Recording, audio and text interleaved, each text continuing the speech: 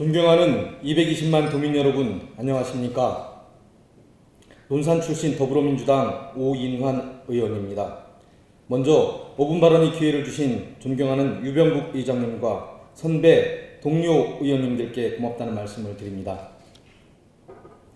본 의원은 현재 도내에서 많은 논란이 되고 있는 충청남도 학생인권 조례안과 관련하여 말씀드리고자 이 자리에 섰습니다.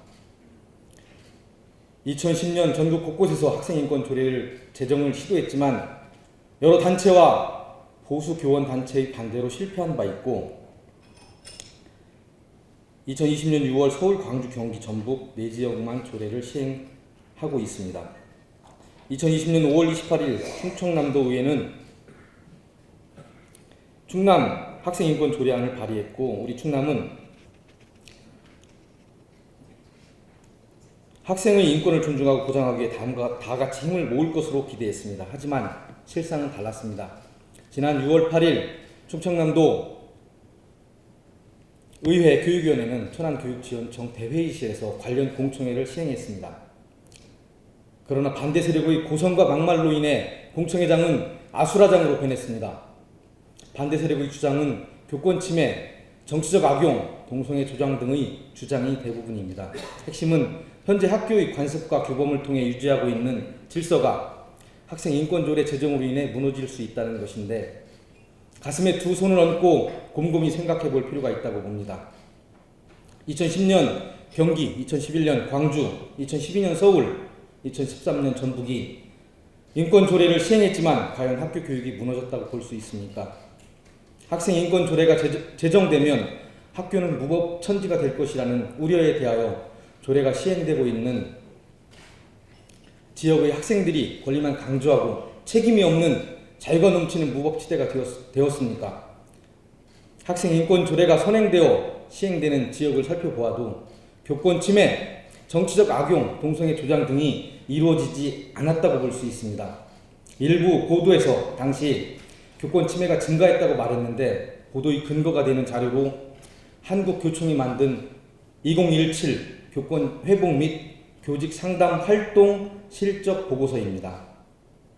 보고서에 따르면 교권 침해 상담 사례 건수는 572건으로 2015년 대비 20% 가까이 늘었다고 하며 교권 침해가 심각한 것으로 나타납니다.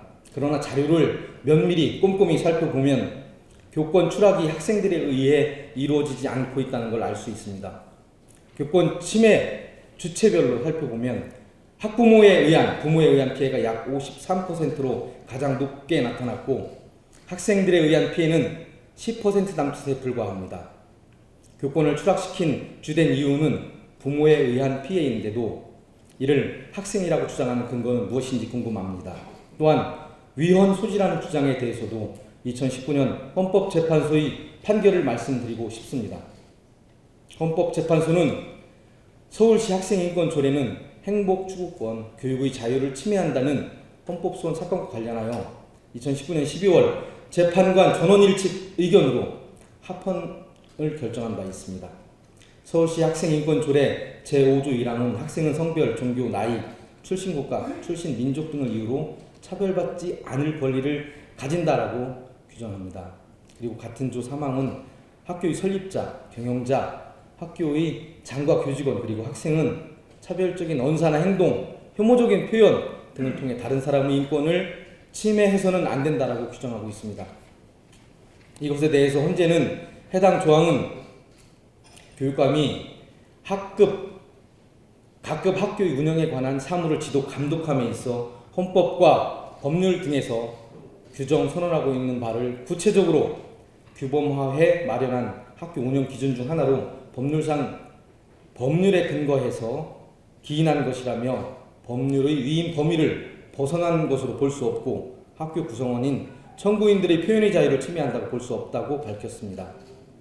또한 학교 구성원의 존엄성을 보호하고 학생이 민주시민으로서의 올바른 가치관을 형성하도록 하며 인권의식을 함양하기 위한 것으로 그 정당성이 인정되고 그 수단의 합법성 역시 인정된다고 설명했습니다. 이처럼 대한민국의 법령 합법성을 심판하기 위해 설치된 헌법재판기관의 판결과 학생인권 조례 선행된 지역의 사례 등을 토대로 과연 학생인권 조례가 반대단체에서 주장하는 것처럼 악법인지 알고 싶습니다. 모쪼록 학생들의 인권을 보호하고 인권을 존중해야 한다는 세계적 추세에 따르기 위해 제정될 충남 학생 인권 조례의 당위성을 말씀드립니다.